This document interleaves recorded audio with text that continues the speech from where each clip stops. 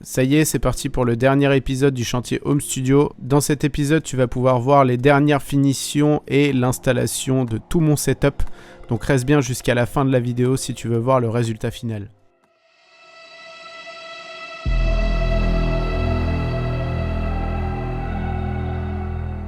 Dans l'épisode précédent, on avait fait le parquet et les plinthes. Donc pour terminer la pièce, il faut que je recoupe la porte légèrement pour que le parquet passe en dessous. Je vais également fixer le radiateur et le raccorder au réseau de chauffage de la maison. Pour fixer le radiateur, j'ai utilisé des chuis molis vu que les cloisons sont en placo, en prenant bien soin de tout mettre de niveau. Pour raccorder le radiateur au réseau de chauffage de la maison, j'ai mis du tuyau multicouche de diamètre 16 que j'ai passé dans la cloison en faisant le placo et je vais utiliser des raccords à sertir avec une pince. Pour la porte, j'ai pris bien soin de faire un petit coup de ponçage et de rattraper tous les petits accros à la pâte à bois.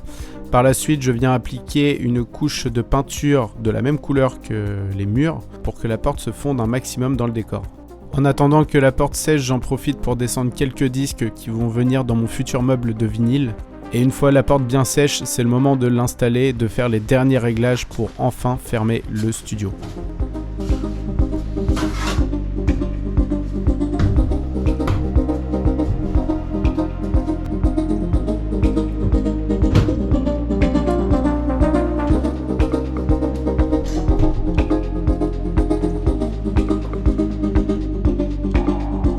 Il manque plus qu'à faire un petit coup de chiffon, un petit coup de nettoyage, une bonne nuit de repos et on attaque la suite le lendemain matin.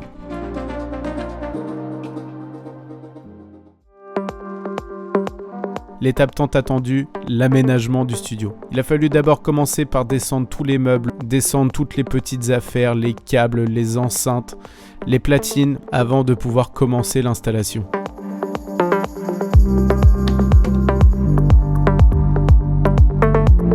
On a bien sûr commencé par installer le bureau. Après tous ces mois de travaux, l'étape est enfin arrivée de pouvoir mettre du son dans le home studio. Donc j'avais vraiment hâte de pouvoir écouter à quoi le son allait ressembler à l'intérieur du studio. Bien sûr, il n'y a pas encore de traitement acoustique, mais ça arrivera prochainement. Et mine de rien, le rendu est déjà top, sans traitement acoustique. Donc c'est plutôt satisfaisant.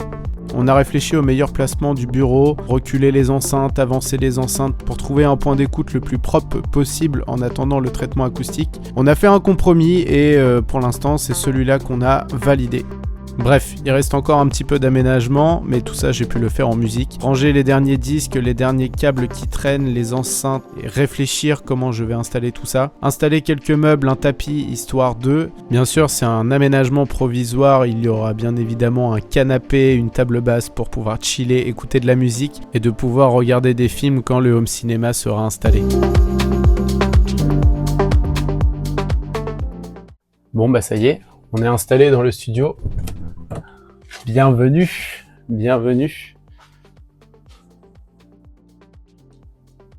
Ça y est, ça fait quelques jours que je suis installé. J'ai déjà pu commencer à travailler, faire quelques montages dedans. Donc ça y est, la pièce est fonctionnelle. Mais il reste encore un peu de travaux à faire. Il y a encore un petit peu de bazar à ranger. Là, j'ai 2-3 choses qui traînent. Le carton qui est là, c'est des pieds d'enceinte pour ma deuxième paire de monitos qui est ici. Je voulais faire des pieds DIY pour poser mes monitos, mais du coup, ça sera avec des pieds comme ça. Ce sera peut-être une solution provisoire, mais je vais pouvoir quand même avoir mes 2 paires de monitos ici en provisoire avant qu'on fasse le traitement acoustique. Je vous ai pas montré aussi l'admission d'air. Voilà, c'est terminé avec la belle impression 3D et la plaque qui est devant. Donc ça, cette partie-là, c'est pour faire rentrer l'air dans le studio. Et vous avez la deuxième là-bas au fond en blanc que je vais peindre en noir certainement parce que voilà, c'est pas très joli comme ça, qui sert pour l'extraction. Le plafond, c'est toujours pas fini. Je vais réfléchir à une solution, je vous en parle un peu plus tard. Là, on va faire les appliques. Je vais vous montrer comment on va faire pour remplacer les ampoules tout autour. Il y a aussi le radiateur qui est ici. Il me manquait des raccords, donc on va faire ça dans cette vidéo également. Pour l'éclairage, j'avais décidé de mettre des pots comme ça pour faire les connexions. J'aurais peut-être dû juste laisser sortir la gaine.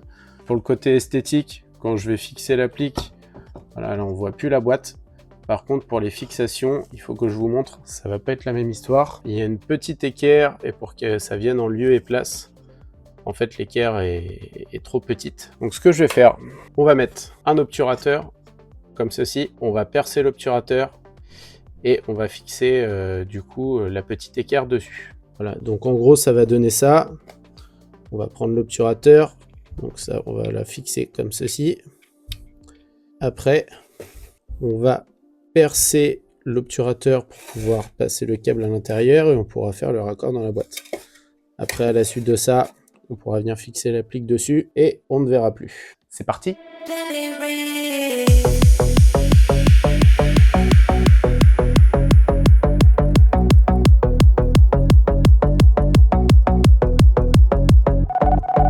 Dans un premier temps, j'ai commencé par faire le montage de la première applique pour voir si mon montage fonctionne et je suis passé aux suivantes après.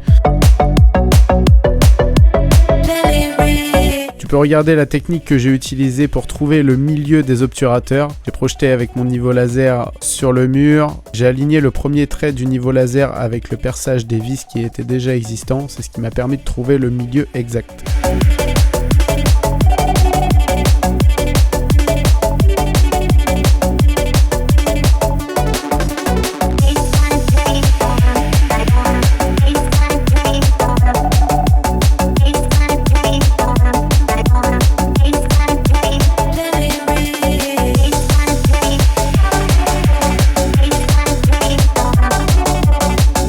Finalement, ma technique fonctionne plutôt bien, donc je passe à l'installation des suivantes.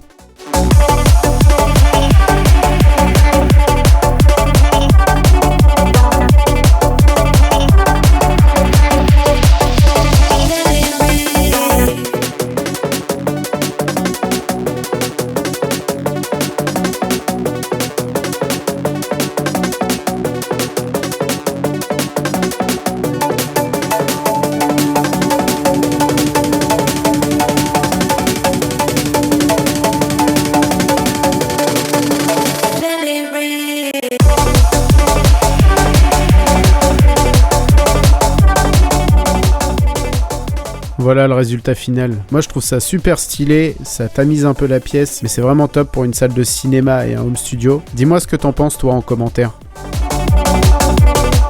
Cette fois-ci, on attaque les finitions du radiateur, donc je vais sertir tous les raccords sur le tuyau multicouche et on va également en profiter pour le repeindre en noir.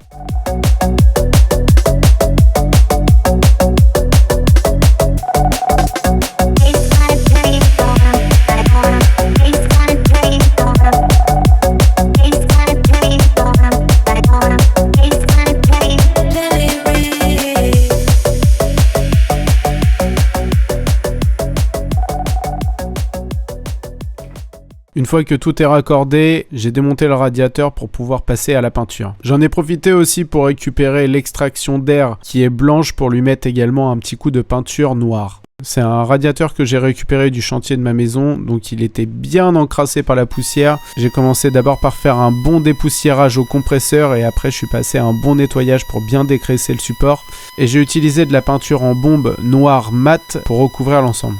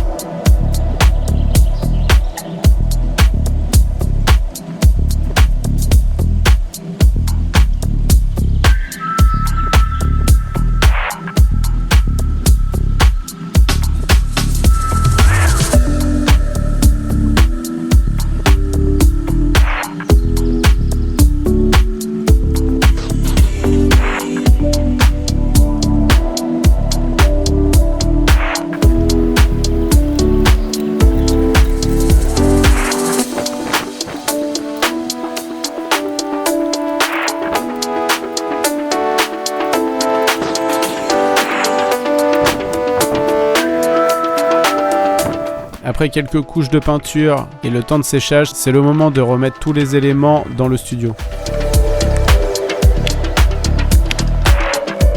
Dans cette couleur, je trouve que les deux éléments s'adaptent parfaitement dans le décor. Ça va être beaucoup mieux de cette couleur-là.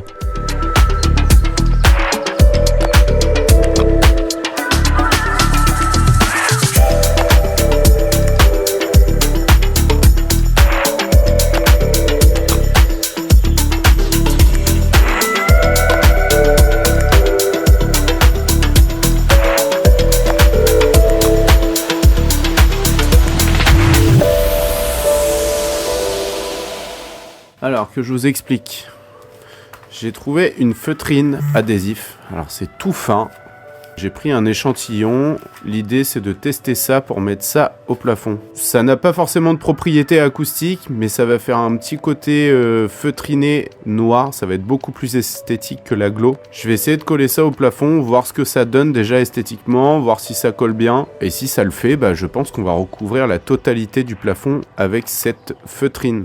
Voilà, c'est très très fin, ça fait à peine 1 mm ou 2 mm. Donc pour la hauteur du plafond, ça va être parfait. Je vais pas perdre trop en hauteur. Donc si ça fonctionne, ça pourrait être cool.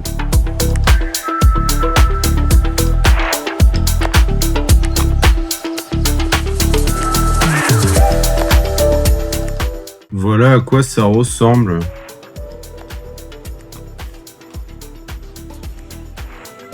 Je sais pas ce que t'en penses. Moi je trouve que c'est pas mal du tout. On cache la glow comme ça. Dis-moi en commentaire ce que t'en penses. Mais moi j'aime bien. C'est une solution pas chère. C'est assez esthétique. Alors certes oui, ça assombrit complètement la pièce, mais c'est un petit peu l'effet recherché. Pour un studio ou une salle de cinéma, faut que la salle soit quand même assez sombre. Donc c'est plutôt cool. Dis-moi en commentaire ce que t'en penses.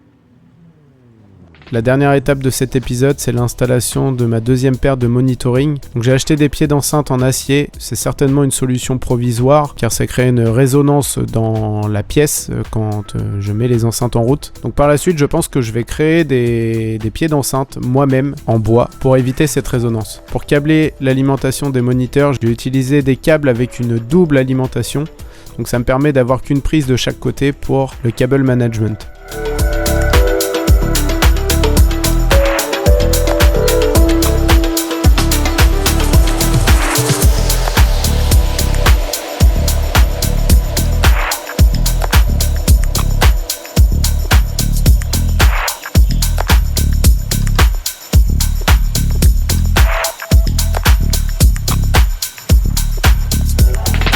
Après quelques essais de son, tout fonctionne correctement. J'ai juste un petit problème avec ma carte son, mais je pense qu'elle n'est plus adaptée à mon studio.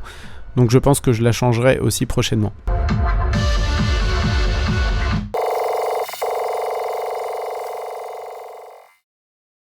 Voilà, cette fois-ci, on peut dire que le studio est terminé. Je suis installé. Il reste encore des petits détails, le plafond, le cable management, l'isolation acoustique, le bandeau LED.